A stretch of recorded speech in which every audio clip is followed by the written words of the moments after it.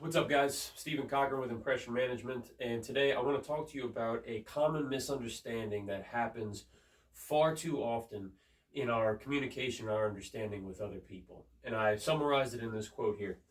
Their intentions are better than you assume, and their ability to communicate them clearly is worse than you think. It is not uncommon for us to infer what people intend by the way that they behave and the way that they speak. And while this seems like a very rational thing to do, in fact, how else can you figure out what it is they intend? It's still misleading in a big way. To get from what we're thinking in our heads to what we want other people to hear is not as easy as it seems. And all of us know this if we just think about it for ourselves.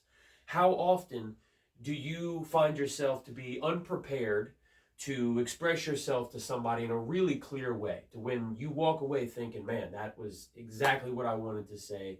They understood exactly what I wanted.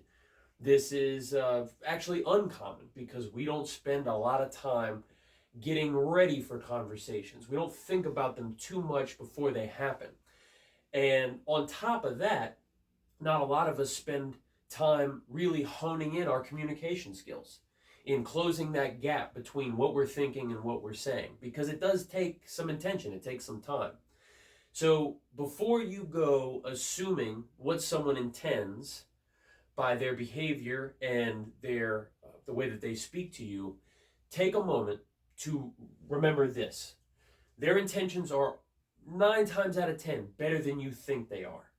And what's really lacking is their ability to communicate those intentions clearly. This can lead you to be much more patient with people.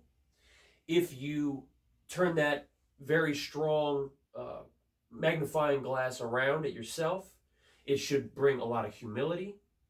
But all in all, the goal here is making sure that we don't do the worst thing, which is to start to think that someone intends bad things for us.